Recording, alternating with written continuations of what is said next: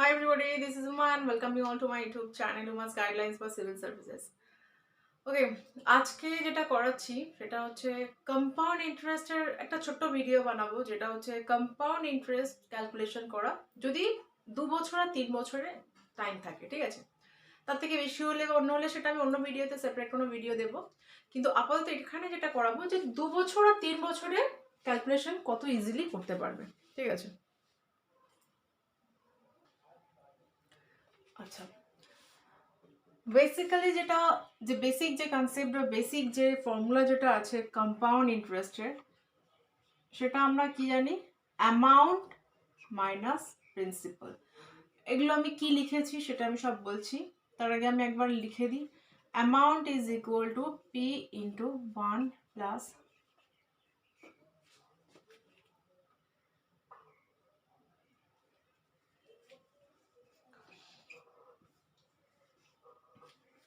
ঠিক আছে। আচ্ছা, পি হচ্ছে প্রিন্সিপাল অ্যামাউন্ট, ঠিক আছে। যে টাকাটা তুমি ব্যাংকে রাখছো বা যে টাকাটা তুমি ধার নিচ্ছ সেটা হচ্ছে প্রিন্সিপাল। ওকে, আর for rate of interest, N হচ্ছে কত ইয়ার্সের জন্য, কত বছরের জন্য নিচ্ছ, টাইম পিরিয়ডটা, ক্লিয়ার। তাহলে এখানে অ্যামাউন্টে যে এবার আচ্ছা অ্যামাউন্টটা কি, অ্যামাউন্ট হচ্ছে এটাই যে তুমি ফাইনালি কত টাকা পাচ্ছ উইথ ইন্টারেস্ট, তুমি ফাইনালি কত টাকা পাচ্ছ সেটা হচ্ছে অ্যামাউন্ট। তার মানে অ্যামাউন্টের মধ্যে প্রিন্সিপালও আছে, তার সাথে তোমার ইন্টারেস্টটাও আছে, সেটাই হচ্ছে অ্যামাউন্ট। যদি সিম্পল ইন্টারেস্ট হতো তাহলে অ্যামাউন্টটা ইজি হয়ে যেত আমার, পি প্লাস এসআই, ক্লিয়ার। আর এসআই এর ফর্মুলা হচ্ছে পি আর টি বাই 100। তো সিম্পল ইন্টারেস্টে কি হয়, সিম্পল ইন্টারেস্টে তোমার সেম অ্যামাউন্ট তোমার প্রত্যেক বছরে বছরে হতে থাকে, সেই কারণে এইটা হচ্ছে জাস্ট 3 বছর হোক 5 বছরের যে টাকাটা হচ্ছে সেটা অ্যাড করে দিতাম। কিন্তু এখানে যেটা কম্পাউন্ড ইন্টারেস্ট, এখানের গল্পটা একটু ডিফারেন্ট। এখানে হচ্ছে যে প্রত্যেক 1 বছরের পর থেকে যখন সেকেন্ড ইয়ার থার্ড ইয়ার এরকম করে প্রত্যেক বছর আসতে থাকে, তখন ইন্টারেস্টের উপরে ইন্টারেস্ট লাগে, ক্লিয়ার। যে অ্যামাউন্টটা তুমি ধরো 1000 টাকায় তুমি যখন পাচ্ছ, 10%-এ যদি আমি বলি, তাহলে তুমি প্রথম বছরে যদি 10 টাকা পাও, ঠিক আছে, এটা হচ্ছে ফার্স্ট ইয়ারে। সেকেন্ড ইয়ারে তুমি 10 টাকা তো পাচ্ছই, প্লাস তোমার এই 10 টাকার উপরেও তোমার আবার 10 টাকার উপরেও তুমি ইন্টারেস্ট পাচ্ছ, 10 টাকার উপরেও তুমি পাচ্ছ, মানে 0.1, এখানে ছোট হয়ে যাচ্ছে, যাই হোক। মানে যে অ্যামাউন্টে ইন্টারেস্ট পাচ্ছ এই প্রিন্সিপালের উপর তো পাচ্ছই পাচ্ছ, প্লাস যে ইন্টারেস্ট যেটা পেয়েছিলে তার উপরেও ইন্টারেস্ট পাচ্ছ, সেই জন্য এই ফর্মুলাটা একটু জটিল হয়। আচ্ছা, তো যাই হোক, এখানে দেখো, এখানে আমি কি বলেছি, 2 বছর আর 3 বছরের ক্যালকুলেশনগুলো দেখাবো। তো এখানে তার মানে সি, এখানে কি বলে সিআইটা, তাহলে কি হচ্ছে তোমার এ মাইনাস পি, ক্লিয়ার। আচ্ছা, এবার যেটা করছি, যে মেন তোমার যেটা জানার বিষয়, যে 2 বছরের হলে আমি কি কি কি মাথায় রাখবো, 3 বছরের হলে আমি কি মাথায় রাখবো। 2 বছর হলে তুমি মনে রাখবে 2:1, 3 বছরে হলে মনে রাখবে 3:3:1, সরি 1। এটার মানে কি, এটার মানে না, আমি প্রবলেমস দেখিয়ে প্রবলেমস দিয়ে করাচ্ছি, জাস্ট এটা মনে রাখবে। 2 বছর হলে 2:1, 3 বছর হলে 3:3:1। সাপোজ এখানে একটা কোয়েশ্চেন দেওয়া আছে, প্রিন্সিপাল হচ্ছে তোমার কত দেবো, 3000। আচ্ছা, রেট অফ ইন্টারেস্ট ধরো 10%,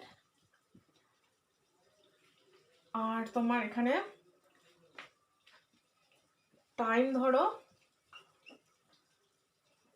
2 ইয়ার্স। এখানে আমি 2 ইয়ার্সের গল্প করতে দিচ্ছি আগে, তারপর আমি 3 ইয়ার্সটা দেখাচ্ছি। 2 ইয়ার্স এটা, তাহলে আমার 2 বছর পরে অ্যামাউন্টটা কত। সিম্পল ইন্টারেস্ট হলে তো কোনো কথা ছিল না, আমি জাস্ট একবার ডিফারেন্সটা করে দিই। সিম্পল ইন্টারেস্ট হলে কি হতো, 3000 পি প্লাস আর, তাহলে এটা তো পি রয়ে গেল, plus P R T by 100, মানে 3000 ইন্টু আর ইন্টু 2/100, যেটা যেটা আসতো সেটাই, ঠিক আছে। কিন্তু যেহেতু কম্পাউন্ড ইন্টারেস্টের উপরেও ইন্টারেস্ট আসছে, তো সেটা আমি কিভাবে বার করছি না, এখানে কি করছি, অ্যাকচুয়ালি ডাইরেক্ট যে ফর্মুলা আছে যেটা বললাম ওটা দিয়ে তো করতে পারো, কিন্তু ওটা করতে গেলে ওটা তোমার 2 ইয়ার্সে না ইজি হলো, তারপর যখন আরও বছর বেড়ে যাবে করতে অসুবিধা হবে। তো এখানে দেখো এটা না, এখানে অ্যাকচুয়ালি 2 আর 3 বছরে সব থেকে ছোটোভাবে যেটা করা যায় সেটা দেখাচ্ছি। কি বললাম? 2:1, ঠিক আছে। 3,000 টাকায় 3,000 টাকার উপর যদি 10% লাগায়, কত আসবে? 10% লাগানো মানে এটা তো তোমাকে এই পার্সেন্টেজ লাগানোটা তো আগে থেকেই শিখে যেতে হবে যে আমার 3,000 টাকায় 10%, 3,000 টাকার উপর 10% লাগানো মানে আমার সেটা কত আসছে, ঠিক আছে।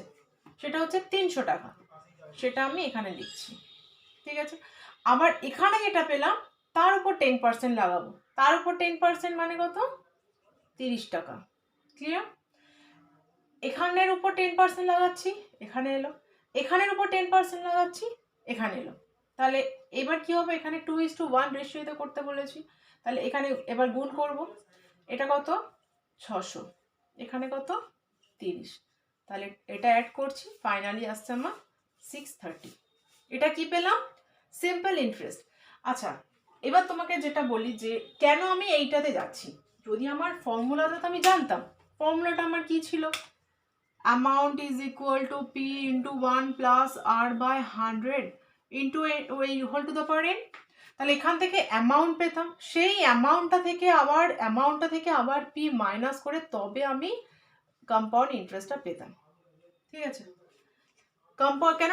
এখানে যে ফর্মুলাটা সেটা আমার ডাইরেক্ট অ্যামাউন্টের ফর্মুলা, তো সেই কারণে আমি ডাইরেক্ট সিআইটা পেতে গেলে আমার অ্যামাউন্টটা বার করতে হতো, করে তারপর পি থেকে মাইনাস করতে হতো। কিন্তু আমি যদি এটা ইউজ করি তাহলে আমার এখানে ডাইরেক্ট সিম্পল ইন্টারেস্টটা, এখানে যদি আমার সিম্পল ইন্টারেস্টটা কত সেটা চাই, সেক্ষেত্রে তাহলে আমি ইজিলি বার করে নিতে পারবো। আচ্ছা, এই জিনিসটাই যদি 3 বছরে চাই তাহলে আমি কি করে করবো একবার দেখাই।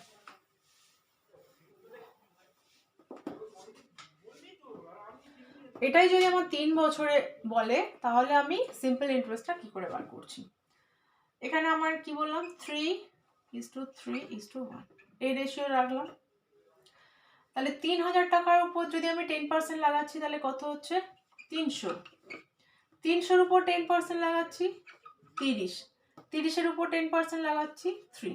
দেখো কম্পাউন্ড ইন্টারেস্টের পয়েন্ট আসতে পারে না, পয়েন্ট যে কোনো কেসে আসতেই পারে, ঠিক আছে, সেটাতে ঘাবড়ানোর কিছু নেই। তাহলে এটা কি হলো? মেন টাকার উপর আমি 10% লাগালাম, যেটা হলো এখানে নিলাম। এর উপরে 10% লাগালাম, এখানে রাখলাম। তারপরে এর উপর 10% লাগিয়ে এদিকে এলো। এবার এটাকে গুণ করব। 3 into 300 মানে এটা 900। এখানে 3 into 30 মানে 90। এখানে হচ্ছে 3। তিনটেকে অ্যাড করে যেটা হবে সেটাই হবে তোমার কম্পাউন্ড ইন্টারেস্ট। তাহলে কত হচ্ছে? 993। ক্লিয়ার? তুমি এখন 3 বছরে যদি বার করতে যেতে ওই ফর্মুলা দিয়ে একবার ইমাজিন করে দেখো কতটা টাফ হয়ে যেত, ঠিক আছে।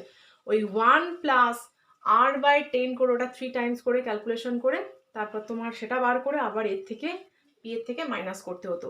সিম্পল ইন্টারেস্টে যেহেতু সিম্পল ইন্টারেস্টের ডাইরেক্ট ফর্মুলা, কিন্তু কম্পাউন্ড ইন্টারেস্টে তোমার ডাইরেক্ট ফর্মুলা নয়। প্রথমে আমাদের যে ফর্মুলাটা আমরা জানি সেটা হচ্ছে অ্যামাউন্টের ফর্মুলা, ফাইনাল যেটা পাচ্ছি সেটার ফর্মুলা, সেখান থেকে প্রিন্সিপালটা বাদ দিয়ে আমরা ইন্টারেস্টটা পাই, ঠিক আছে।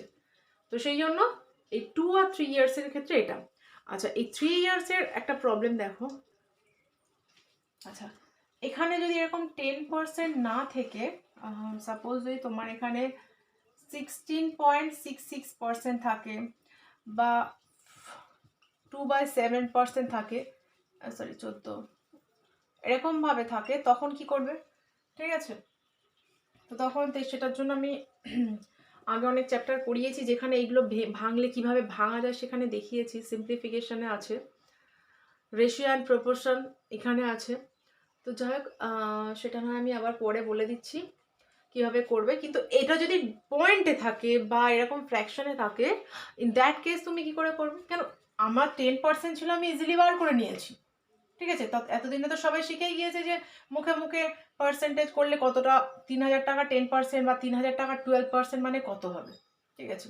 কিন্তু যদি আমার এই ব্যাপারটা থাকে তখন কি করব?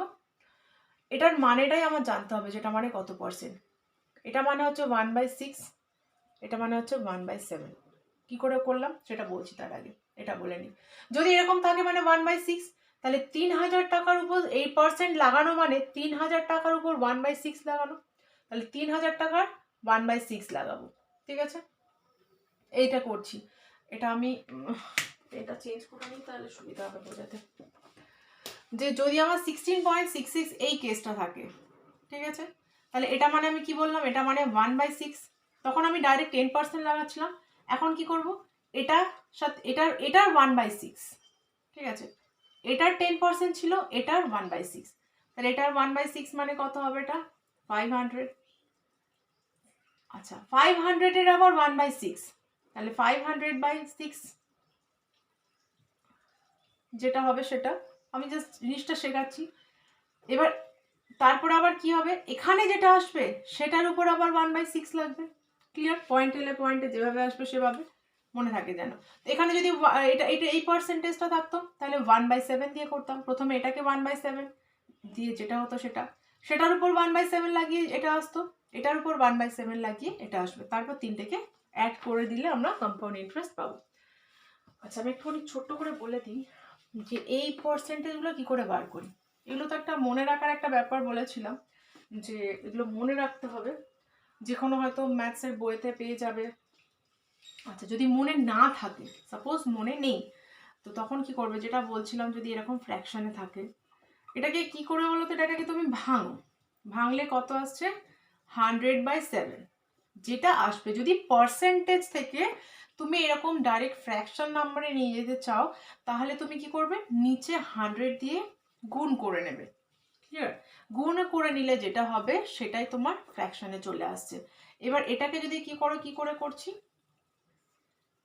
আচ্ছা 16.66, অ্যাকচুয়ালি 66 এটা কি আসে না, এটা তো পয়েন্টে আছে, এটা হচ্ছে আমার পার্টে আছে আর একটা পয়েন্টে আছে। তো এটা যদি পয়েন্টে থাকে, তো এটা কিসের হয়, এটা যেটা আর কি করবে, যে 16-র সাথে, এটা আর কি আমি যেভাবে করি, যে 16-র সাথে সেরকম একটা কিছু গুণ করবে যেটা 100-এর কাছাকাছি যাবে। 6-16-96, কেন এখানে আরও গুণ হবে। তার থেকেও ভালো কথা যদি এটা বলা যায়, এটা মনে রাখাটাও বেটার হবে, ফালতু এসব মনে রেখে বলেও লাভ নেই। তোমার এটা মনে রাখবে যে যদি একান্তরিক এই পার্টটা তো খেয়াল থাকছে, যেটা তুমি পুরোটা ভাঙার পরে নিচে 100 দিয়ে গুণ করছো, বা এবার এটা যদি তুমি 100 দিয়ে গুণ করো, এখানে নিচে আরও একটা 100 চলে আসবে, তখন ক্যালকুলেট করা অনেক জটিল জিনিস হয়ে যাবে। তো সেই জন্য বললাম যে যখন পয়েন্টে থাকবে, ওটাকে মনে রাখবে যে নিচে কোন জিনিসটা গুণ করলে 100-এর কাছাকাছি, একদম 100-এর কাছাকাছি চলে আসবে। ঠিক আছে? 100 পার হয়ে যাবে না, 100-এর কম কিন্তু 100-এর কাছাকাছি। ঠিক আছে? তাহলে এটা 6-16-96, 7-16-102, 100 বেশি হয়ে যাচ্ছে বলে নিচ্ছি না, তাহলে এটা 1/6। ঠিক আছে? এবার এই জিনিসগুলো না মনে রাখবে। এরকম পার্টে থাকলে এটা তোমার ইজিলি হয়ে যাবে, আর এই পার্টটা থাকলে যেভাবে বললাম এইভাবে মনে রাখবে। আর করতে করতে এমনিতেও এগুলো খেয়াল হয়ে যায়। ঠিক আছে? যাই হোক, তাহলে এটা এই পর্যন্ত। I hope it's clear. Compound interest 2 বছর আর 3 বছরের থাকলে কম্পাউন্ড ইন্টারেস্ট তুমি কী করে বার করবে সেটা আমি ফর্মুলা দিয়ে দিলাম।